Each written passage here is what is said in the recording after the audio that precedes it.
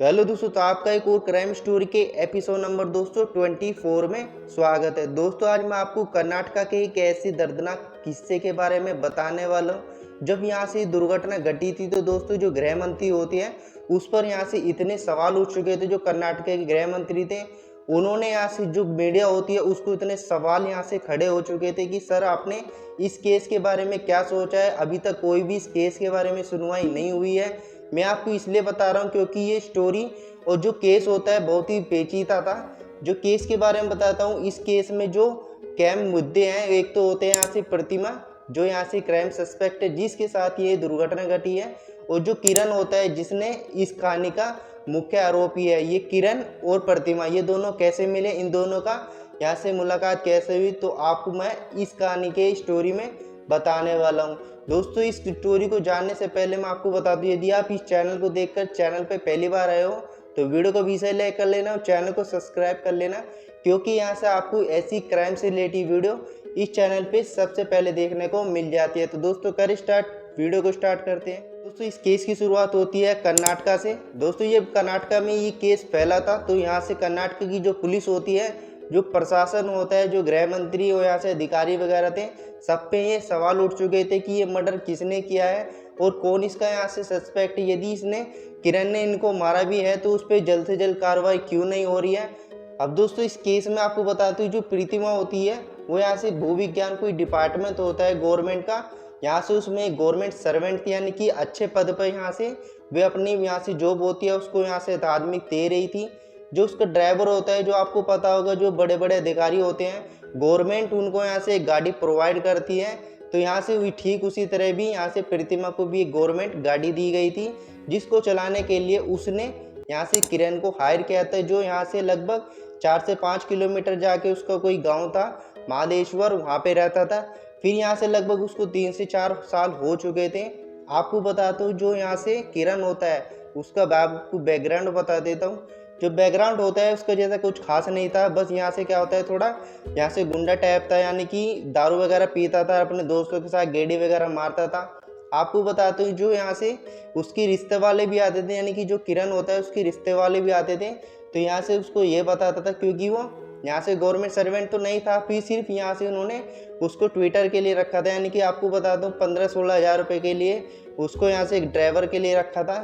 ठीक उसी तरह जब उसके कोई रिश्ते वाले आते भी थे, तो कोई रिश्ते वाले भी आते थे, वे सिर्फ यही बता देते कि ये गवर्नमेंट सर्वेंट है, किसी अधिकारी की गाड़ी वगैरह चलाता है, पर उनको नहीं पता था कि ये सारा झूठ है, यानी कि झूठ फसाद है।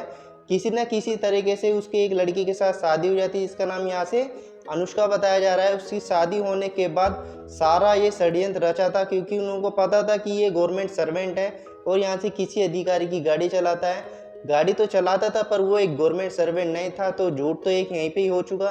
फिर दोस्तों क्या होता है, जो प्रतिमा होती है उसको 3-4 साल हो चुके थे उसकी गाड़ी चलाए हुए।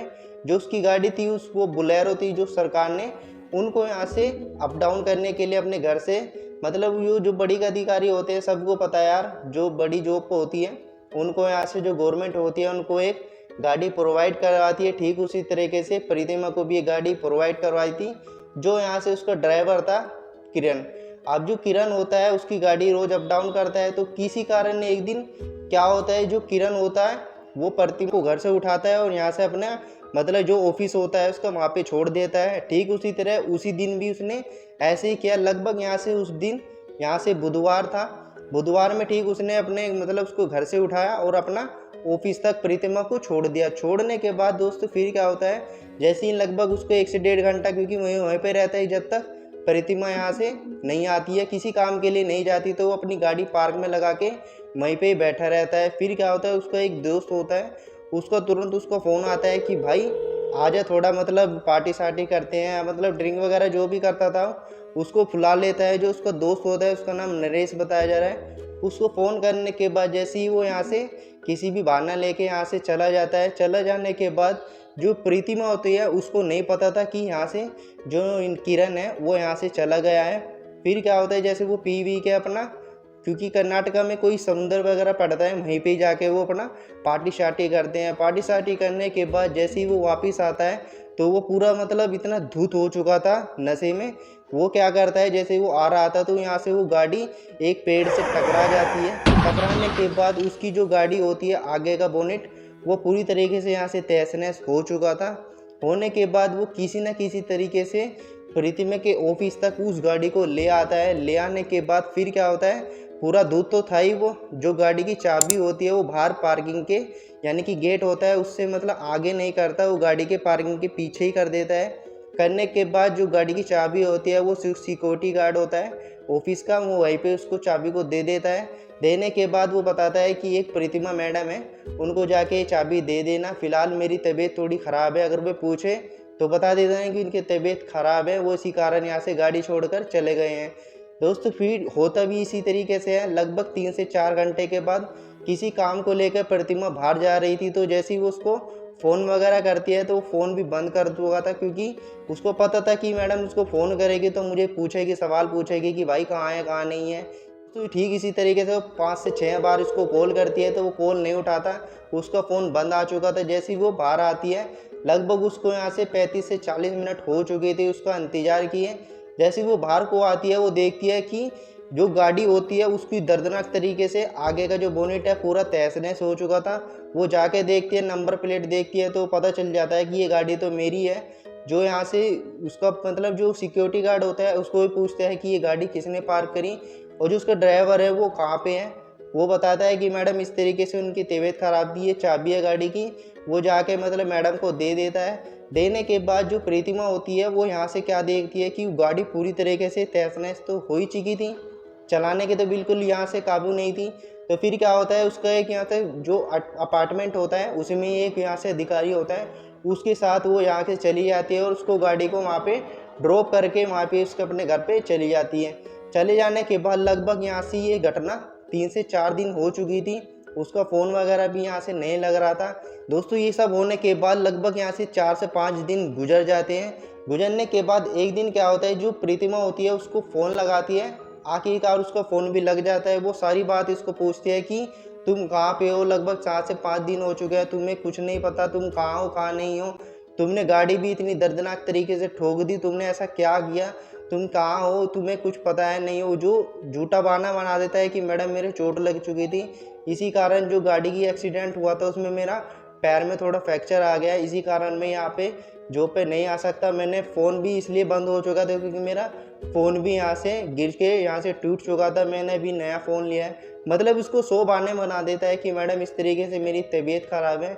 जो प्रतिमा होती है वो चलो ठीक है, कोई दिक्कत नहीं है, ज़्यादा फ्रैक्चर वगैरह तो नहीं आया। वो उसको ध्यान रखने के लिए उसको ये सब बात बताती है कि कोई दिक्कत नहीं, अगर तुम्हें पैसे वगैरह भी ज़रूरत हो तो कोई दिक्कत नहीं, मुझे बता देना, मैं तुम्हें पे कर दूँगी। जो किरण होता है वो मना कर देता है कि कोई दिक्कत नहीं मैडम, मेरे पास इतना भी पैसा है, कोई दिक्कत नहीं, अगर होगी तो मैं आपसे ज़रूर हेल्प लूँगा। तो ये सब बात होने के बाद लगभग यहाँ से 15 से 20 दिन गुजर जाते हैं। जो प्रतिमा होती है उसको मतलब आने जाने में बहुत दिक्कत हो रही थी, क्योंकि यार वो गाड़ी जो गवर्नमेंट की थी वो लगभग यहाँ से जो उसका घर था और ऑफिस था वो लगभग 5 से 10 किलोमीटर था, आने जाने में बहुत दिक्कत हो रही थी। तो दोस्तों किसी न किसी तरीके से उसने जो गाड़ी होती है उसको ठीक करवाया। उसके बिना यार ड्राइवर के तो यार काम नहीं चला, क्योंकि वो 5 से 10 किलोमीटर जाके उसको ऑफिस था, आने जाने में भी बहुत ही दिक्कत हो रही थी, तो वो उसके ऊपर डिपेंड नहीं थी। उसने क्या करा कि गाड़ी ठीक करवाने के बाद एक और ड्राइवर हायर किया। हायर करने के बाद यहाँ से उसको पता चला किरण को, तो उसने मैडम ने मतलब उसको मैडम को उसने कॉल किया कि मैडम आपने हायर कर लिया एक ड्राइवर। वो कहती है कि हाँ मेरा काम नहीं चला था, क्योंकि आपको पता है 5 से 10 किलोमीटर जाके मेरा ऑफिस है, मुझे आने जाने में भी यार बहुत ही दिक्कत हो रही थी।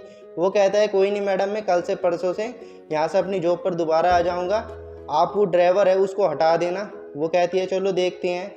जैसे ही वो यहाँ से 2 से 3 दिन गुजर जाते हैं, वो दोबारा वापस आता है, मैडम से पूछता है कि मैडम अब बताओ यहाँ से क्या करना है क्या नहीं। वो कहती है कि अब तो यहाँ से कुछ नहीं हो सकता, क्योंकि ये ड्राइवर है यार, मैंने इसको बता दिया कि इस तरीके से उस ड्राइवर का पैर ख़राब हो चुका, अब मैं क्या करूँ, उसको मैं हटा भी नहीं सकती। वो कहती है कि प्लीज़ मैडम हटा दो ना, क्योंकि जो मेरा पैर है वो थोड़ा बेटर है, अब मैं गाड़ी वगैरह सब चला सकता हूँ।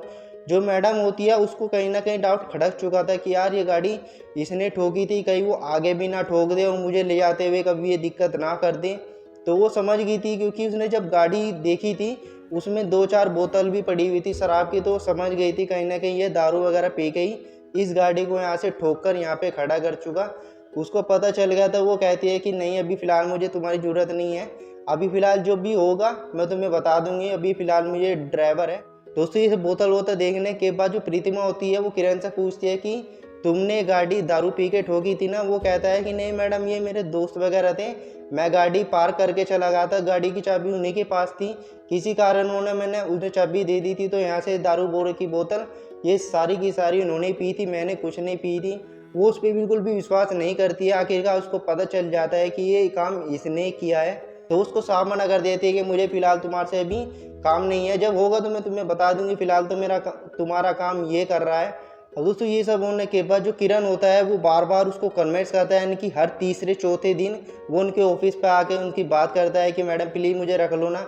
आखिरकार जो मैडम होती है वो इरिटेट हो जाती है कि यार मैंने तुम्हें ख़रीद नहीं लिया है, मैंने तुम्हें कोई एग्रीमेंट नहीं करवाया था कि मैं तुम्हें ही अगले साल तक रखूँगी, या तुमने 3-4 साल तक यहाँ से जॉब कर ली, तुम्हारे कोई यार मैंने कोई एग्रीमेंट तो नहीं करवाया था। इस तरीके से उसको बात बताती है। जो यहाँ से किरण होता है वो एकदम फ्रस्ट्रेट हो जाता है, गुस्सा आ जाता है कि मैडम प्लीज़ मुझको रख लो ना। उसके दिमाग में कहीं ना कहीं गुस्सा आ चुका था मैडम के प्रति। आखिरकार ये सब करने के बाद वो घर चला जाता है। घर जाने के बाद भी उसको यहाँ से एक फंडा और यहाँ से तैयार हो जाता है। जो उसकी पत्नी होती है उसको पता चल जाता है कि ये गवर्नमेंट सर्वेंट नहीं था, सिर्फ यहाँ से ट्विटर में लग रहा था कि 15-20 हज़ार रुपये में लग रहा था।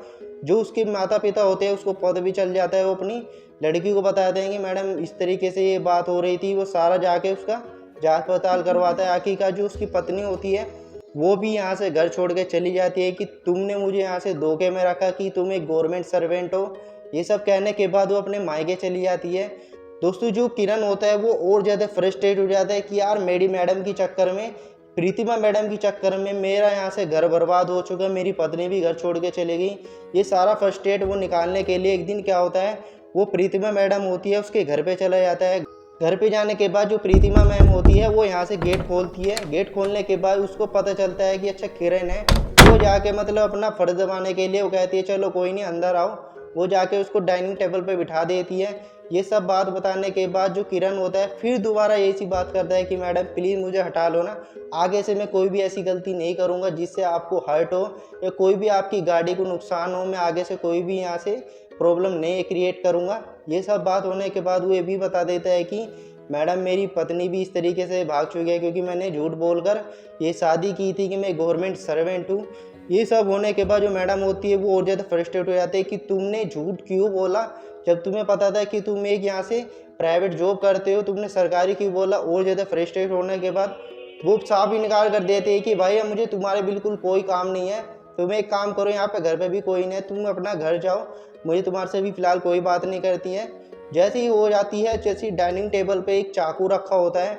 ये सब गुस्सा होने के बाद जो फ्रस्ट्रेट उसने निकाला था, मैडम को पकड़ा, उसने उसका गला बहुत ही दर्दनाक तरीके से यहाँ से रेत दिया। रेतने के बाद वो बहुत ही तेज तड़प तड़प कर चिल्ला चिल्ला कर अपना वहीं पे ही दम तोड़ देती है। तोड़ने के बाद जो यहाँ से किरण होता है वो यहाँ से वारदात करने के बाद तुरंत उनके घर से भाग निकलता है। भागने के बाद महाकालेश्वर जाके एक घर में यहाँ से छुप जाता है अपने दोस्तों के साथ। ये सब दुर्घटना घट जाती है तो यहाँ से आसपास लोगों को पता चलता है। पता चलने के बाद जैसे पुलिस कार्रवाई के लिए आती है तो आपको बताता हूँ, जो यहाँ पे प्रीतिमा रहती थी वो लगभग यहाँ से 20 से 30 घर थे जो सरकारी क्वार्टर वगैरह होते हैं, उन्हीं में रहती थी। लगभग यहाँ से 3 से 4 कैमरे उनकी सोसाइटी में थे जो यहाँ से कैप्चर नहीं हुआ जब वो वारदात करके भागा था। आखिरकार महाकालेश्वर से किसी भी तरह के तरीके उसने यहाँ से किरण को दबोच लिया और जो उसके साथी वगैरह थे उनको भी दबोच लिया क्योंकि वे जुआ वगैरह दारू वगैरह पी रहे थे। वहीं से उनको पुलिस ने धर दबोचा।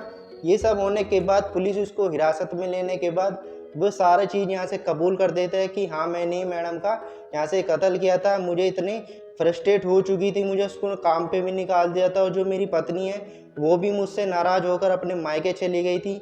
ये सब कुछ जो भी हुआ है वो सारा प्रीतिमा मैडम के चक्कर में ही हुआ है। वो सारा कबूल कर लेता है। कबूल करने के बाद आखिरकार उसे पुलिस हिरासत में ले लेती है और उसको यहाँ से कोर्ट में पेश करती है और दोषी ठहरार ठहराते हुए कोर्ट उसको यहाँ से जेल में कैद कर देती है और आखिरकार उसको सज़ा हो जाती है। ये सब होने के बाद जो गृह मंत्री होते हैं उन पर भी बहुत इलेक्शन होते थे क्योंकि जो भाजपा नेता होते हैं उन्होंने भी यहाँ से कांग्रेस के लिए, यार आपको पता होगा कांग्रेस और जो भाजपा होती है उनमें आखिर का टकराव है। जो कांग्रेस होती है वो भाजपा को ठहराती है और जो भाजपा होती है वो यहाँ से कांग्रेस को ठहराती है। इस तरीके से दोनों के बीच तकरार हो जाती है। जो भाजपा के नेता होते हैं वो जल्द से जल्द पुलिस को कार्रवाई करने के लिए कहती हैं, उसको यहाँ से कड़ी सजा दिलवाने के लिए उसको जेल में यहाँ से मुकम्मल करते हैं। आखिरकार उसको यहाँ से जेल हो जाती है और उम्र कैद की सज़ा कोर्ट सुना देता है।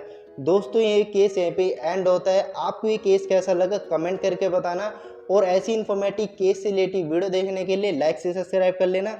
मिलते हैं, तब तक मिलते हैं किसी और नए क्राइम स्टोरी से रिलेटेड वीडियो देखने के लिए। Take care and bye.